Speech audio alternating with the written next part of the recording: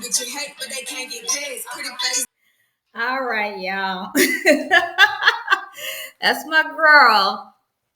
Big energy. I love it. I love it. I love it. Lotto. All right, welcome back to the Human Narratives. This is your girl, Dorinda. It is a pleasure to be back. And, today's topic is kind of something that was once introduced to me. And when I first heard it, I was like, whoa, how is that even possible? How can you meet people, but also hate meeting people? Okay. And then I had to, of course, go into my mental space to think and have conversation around this particular conversation or perspective, right? How to meet people when you hate meeting people. A lot of times people experiences, whether it's positive or negative, might have maybe caused them to shape how they may formulate such perspective, correct? So I think that if you are in that space where you do want to meet people, but maybe the experiences that you've had so far in the dating apps or meeting people outside of the dating apps or through friends or whatever the platform those social connection may be, there are many things that you can do to kind of also help. The game is not just on the other person that you're meeting to be able to meet your expectations, right? What are you also bringing to the table to allow that person that you're meeting to say, hey, I want to know more about you. I'm interested more in getting to know you as well. So if you are in that space of wanting to meet people but hate meeting people, try to engage in a very solo friendly group activities, right? It doesn't have to be something huge or large. Start from where you are. Do not allow friends, family, or even yourself to convince you to go into a platform or a situation that is uncomfortable for you. Start from where you're comfortable from. And this could be maybe join a book club if that's something you enjoy doing, reading a book, maybe some romance stories. You can, of course, use social media to find or connect through these groups, right? You can also go to like social activities or classes. If you enjoy doing yoga or if you enjoy going to the gym, you can do those type of things and meeting people in those type of places, right? If you're not a type of social person, go around times where you're not going to have a lot of people in those places, but you still have enough interaction to be able to support you from the space where, of course, you're starting that solo friendly conversation. Of course, right? There are also online communities if and friendships. If you believe that you are not outside of your shells yet and you want to be very careful or mindful about, meeting people out there and trying to be safe because, society, there are a lot of stuff out there these days where you have to, of course, take precaution, not only protecting your heart, but protecting your whole being so you can return back to your home or wherever you came from. You can also join online communities or even friendship or activities. Discord, a lot of hobby based type of social media activities that you can join, and you are able to control that platform. You're able to control that engagement, and even that the pace in how you want it to go. Remember, starting from where you are, not allowing anyone to push you too far, or not allowing anyone to make you feel like you're not doing enough. Remember, you are the one who went through your experiences. A lot of times we may have support systems that are wonderful and great, but they didn't go through those experiences with you, so they may not always understand or validate truly where you're coming from, and that's okay. No hard feelings or no negativity there, right? But just understand how you need to support yourself in these different spaces, right?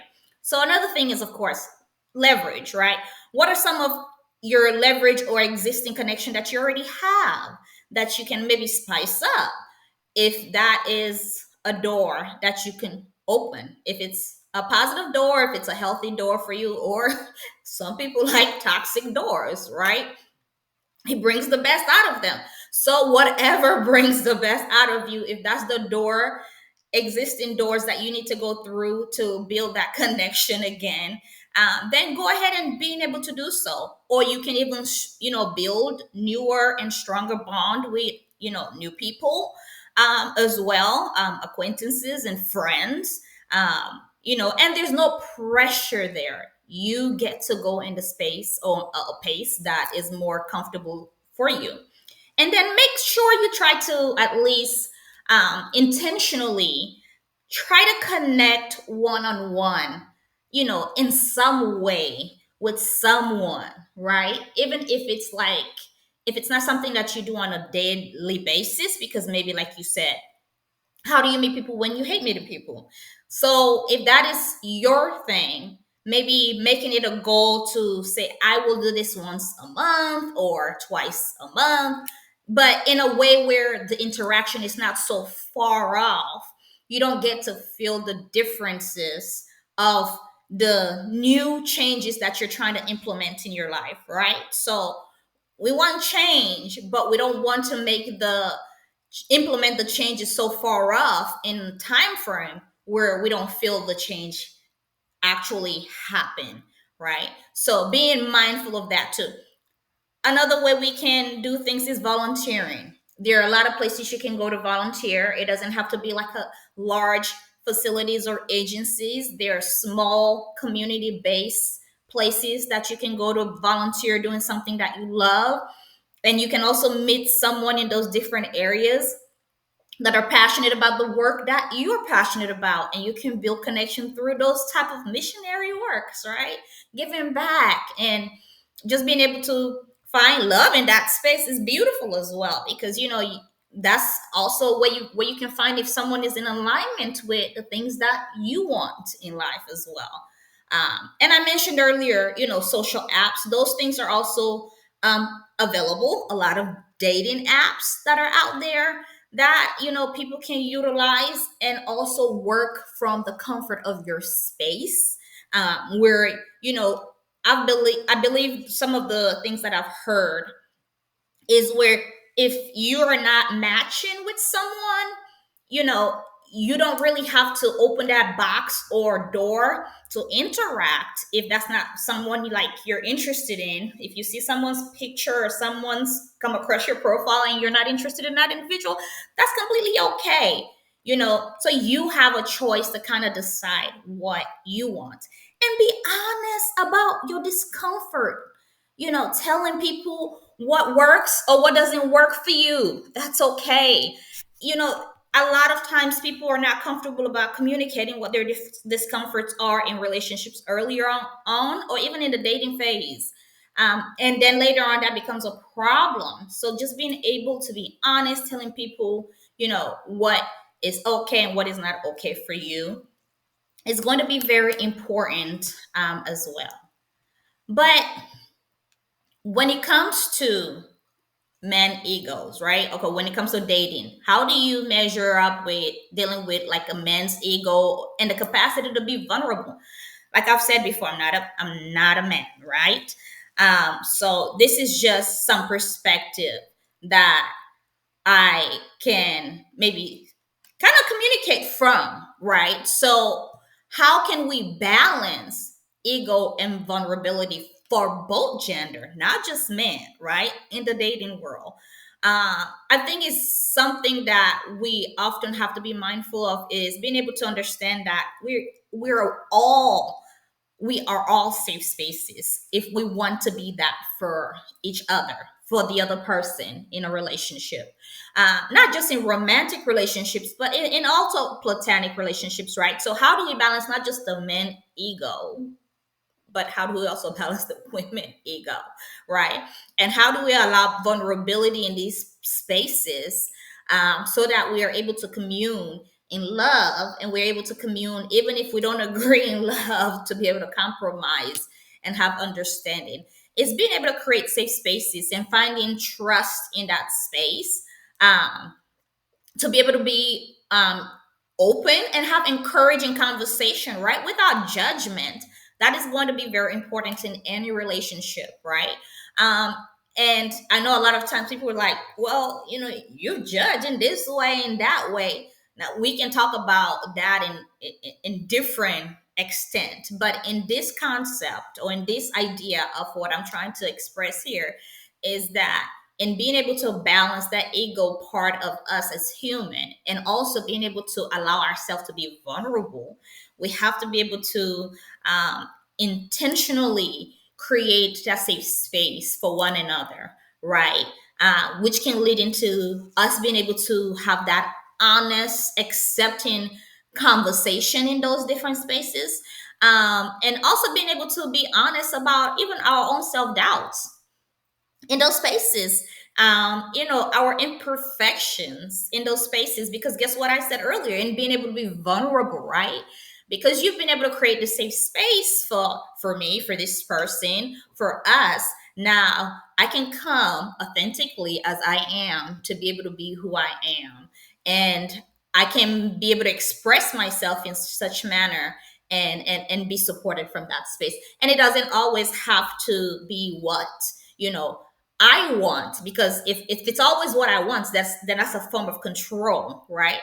And I think it's Mel Robbins who said, "Let them." You have to allow people to be who they are, um, and then you have to be able to decide from your perspective what is true and authentic for you. But if you're supporting from that space of vulnerability, right?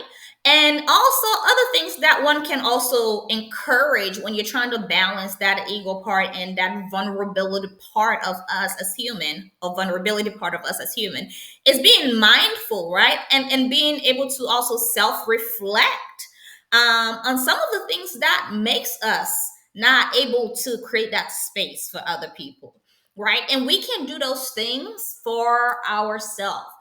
We don't have to be connected together to fix every issues in relationships. So what are individual things that you can self-reflect on that you may need to manage, ego wise, enable for you to create that vulnerable space, to be that vulnerable person for yourself and also for maybe someone else or other people in your life, right? So that could be going, journaling, being able to express how you truly feel internally, but through, using a paper form and a pen instead of just holding those things internally and, basically poisoning your inside. So that's another way of just being able to release and voice and express those internal thoughts that maybe sometimes maybe heavy dialogues is through journaling. You can also meditate. You can go to therapy and talk to someone that you trust in a safe space. There are a lot of different things you can engage in, different sports and activities. You can go for a walk. A lot of times people are saying that, well, I don't have the money to go to therapy, or I don't have the money to, go on these lavish activities. But there are so many things that you can do for self-care purpose and mindfulness activity to take care of yourself, so that you can be present not only for you, for everyone else. You can go on a mindfulness walk. You can go on, being able to go on a park and create a little picnic dinner, whatever that brings joy and happiness for yourself. And it doesn't always have to be connected to something or someone, but does it bring joy and satisfaction to you, so that you are able to be in a space where you're also be able to give back to the world, that joy and satisfaction to the people that are connected to you, right? So you can also be supportive with your community, things that you can engage in, as I've mentioned, right? So those are the things that both as men and women we can consider when when we're talking about our ego, if these are areas we struggle with, but also being able to refrain from our physical being, right? Because in able to be vulnerable, sometimes we always talk about strength as a form of whether you're weak or strong, or if you're a man or woman, what those differences are. But being able to be in that space of I don't have to weigh or measure myself to this societal standard or moral for me to be able to shape what the perspective is or should be. So I think that also goes with that internal dialogue when you're having that self-reflection piece, when you're having that mindfulness piece. And sometimes it can be one of the most in-depth process we all go in, when of course change is happening. But it's a beautiful process to be able to come out of, because you get to be your authentic self without apology. You get to be your authentic self, to be able to love yourself from the space that you are in. It doesn't have to be from a space of perfection, but from a space of being able to say contentment, right? From a space of being able to say, girl, I love you. And no one need to tell you that I love you, but I love you and you're good enough. And that's enough to hear. And you can go into relationships with people and you can hear someone say, I love you. And you can still receive it with love. And you can still receive it with not pride, because you already love yourself. So therefore, I don't need your love to love me, but with humility and with humbleness, because you know what that love is to you, because you're already giving yourself that, so you're able to protect that love that is also being given, because you know what it takes to be able to feel it, right? So I think it's a beautiful thing. That's why they always say in relationships or in anything, happiness, love, and all of that stuff, it starts with you. Because if you can give it to yourself, when it's given back to you, or when you're reciprocating it back, it's not foreign, it's beautiful. It feels like a healing process. It feels beautiful and it feels great. So how do you meet people when you hate meeting people? You have to put yourself out there. You have to be vulnerable. You're going to have experiences that are not always going to be so positive, because a lot of people out there have been through their own situations and their own experiences, and it's not all that great.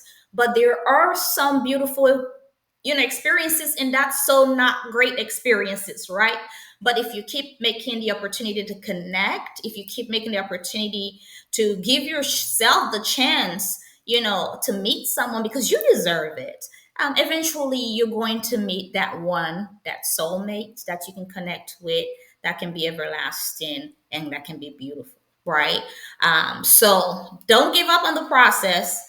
Keep reaching out, in a space, of course, that is comfortable for you. Don't let anyone force you to be at a space that is not comfortable for you. Don't let anyone push you to a space that is not comfortable for you. Go at a space that is comfortable for you. And of course, stick to your instinct as well. When you meet people, right, there are things that are going to come up internally that are not going to feel right. And there are things that are going to come up internally that are going to feel right, right? Do not just tune in to the things that feels right. You also have to be able to tune into the things that do not feel right. A lot of times we just want to feel that instant gratification, and we don't always want to tune into those red flags, because we're like, oh girl, we'll tune into that later, or now homie, on hunger she right, but okay, I'll check that later. And then that situation ended up coming becoming a whole monster, right? You're like, she was cute, but he was fine, but whew, we need to call the police. We don't want to get in those type of situations. So when the red flags are there, pay attention to it. When the green flags are there, tune and pay attention to it. Don't ignore those things. Acknowledge the beautiful things that are happening, that the person is doing, giving them props. We love that and love that as well.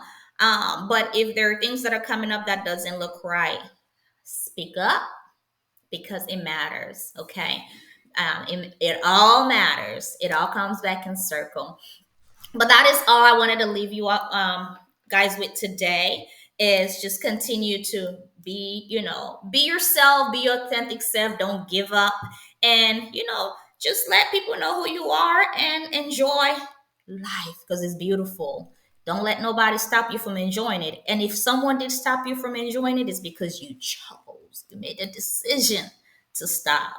So you got that right back. Start living. It was a pleasure, guys. See you all later. This is the Human Narratives and your girl, Dorinda, always. Take care.